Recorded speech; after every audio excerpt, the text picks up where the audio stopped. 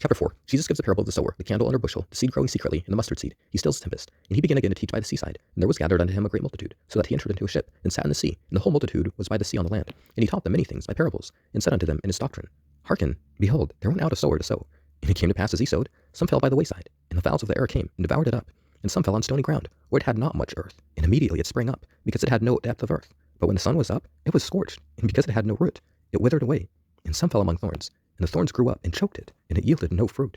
And other fell on good ground, and did yield fruit that sprang up and increased, and brought forth some 30, and some 60, and some 100. And he said unto them, He that hath ears to hear, let him hear. And when he was alone, they that were about him with the 12 asked of him the parable.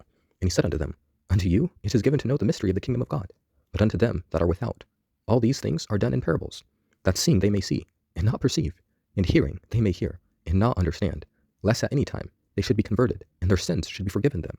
And he said unto them, Know ye not this parable? And how then will ye know all parables? The sower soweth the word, and these are they by the wayside, where the word is sown. But when they have heard, Satan cometh immediately, and taketh away the word that was sown in their hearts. And these are they likewise, which are sown on stony ground, who when they have heard the word immediately receive it with gladness, and have no root in themselves, and so endure but for a time. Afterward, when affliction or persecution ariseth for the word's sake, immediately they are offended. And these are they which are sown among thorns, such as hear the word, and the cares of this world, and the deceitfulness of riches, and the lust of other things entering in, choke the word, and it becometh unfruitful. And these are they which are sown on good ground, such as hear the word, and receive it, and bring forth fruit, some 30-fold, some 60, and some 100. And he said unto them, Is a candle brought to be put under a bushel, or under a bed, and not to be set on a candlestick? For there is nothing hid which shall not be manifested, neither was anything kept secret, but that it should come abroad. If any man have ears to hear, let him hear. And he said unto them, Take heed what ye hear. With what measure ye mete, it shall be measured to you, and unto you that hear shall more be given. For he that hath, to him shall be given, and he that hath not, from him shall be taken even that which he hath. And he said, So is the kingdom of God, as if a man should cast seed into the ground, and should sleep, and rise night and day, and the seed should spring and grow up, he knoweth not how.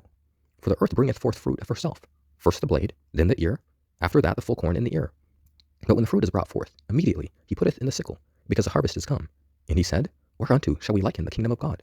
Or with what comparison shall we compare it? It is like a grain of mustard seed, which, when it is sown in the earth, is less than all the seeds that be in the earth. But when it is grown, it groweth up, and becometh greater than all herbs, and shooteth out great branches, so that the fowls of the air may lodge under the shadow of it.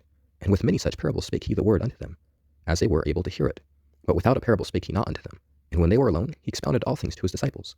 And the same day, when the even was come, he saith unto them, Let us pass over unto the other side. And when they had sent away the multitude, they took him even as he was in the ship. And there were also with him other little ships. And there arose a great storm of wind, and the waves beat into the ship, so that it was now full. And he was in the hinder part of the ship, asleep on a pillow. And they awake him, and say unto him, Master, carest thou not that we perish? And he arose and rebuked the wind, and said unto the sea, Peace, be still. And the wind ceased, and there was a great calm. And he said unto them, Why are ye so fearful? How is it that ye have no faith? And they feared exceedingly, and said one to another, What manner of man is this, that even the wind and the sea obey him?